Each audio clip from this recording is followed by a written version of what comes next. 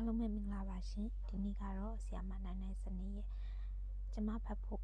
နဲ့စာအုပ်ထဲကထက်မြက်သူနဲ့ဉာဏ်ဖြင့်သူဆိုတဲ့စာစုလေးဖတ်ပြချင်ပါတယ်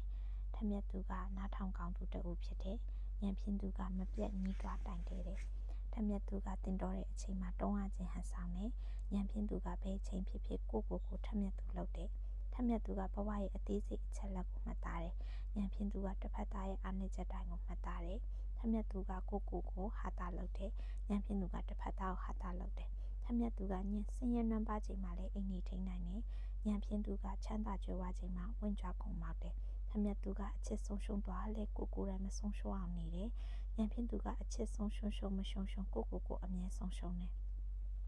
ထက်မြက်သူကမကောင်းတဲ့အတိတ်ကိုလက်လောပြီးရှေ့ကိုခရီးဆက်တယ်ဉာဏ်ဖြင့်သူကအတိတ်မှာလည်းနေပြီးအနာဂတ်ကိုလျှူရှုတယ်ထက်မြက်သူကတခြားလူရဲ့အစွမ်းစားကိုအောက်ကျတင်ယူတယ်ဉာဏ်ဖြင့်သူကတခြားလူရဲ့ရှေ့မှာကိုယ်အစွမ်းစားကိုကြွားဝါတယ်ထက်မြက်သူကတင်ယူဖို့ရအာသက်နဲ့ကိုယ်ထက်မသိသူစီကလည်းတင်ယူဖို့ဝန်မလေးဘူးဉာဏ်ဖြင့်သူကလူတွေနဲ့အမြဲငင်းခုန်တယ်ကိုယ်ထက်မသိတဲ့သူနဲ့လည်းငင်းခုန်ရဖြစ်တယ်ထက်မြက်သူကပိတ်ဆက်ဖို့နားလဲတယ်ဉာဏ်ဖြင့်သူကရယူဖို့ပဲကြံတယ်ထက်မြက်သူကအရှုံးတွေကအတွေ့အကြုံသင်ခန်းစာကိုယူတယ်ဉာဏ်ဖြင့်သူကအရှုံးတွေကနေကိုလက်လွတ်ဆုံးရှုံးတယ်ထက်မြက်သူကကိုယ်စိတ်ကူအိမ်မက်တွေအကောင့်ထဲမပေါ်မချင်းကြံ့ခံတယ်ဉာဏ်ဖြင့်သူကဘာလို့ဆွဲလုံးလာမရှိဘူးထက်မြက်သူကခံတရားဆိုးတယ်လို့တခါတလေမှထင်မြင်မိလေအပြုဆောင်စိတ်ဓာတ်နဲ့ရင်ဆိုင်ဖို့နားလဲတယ်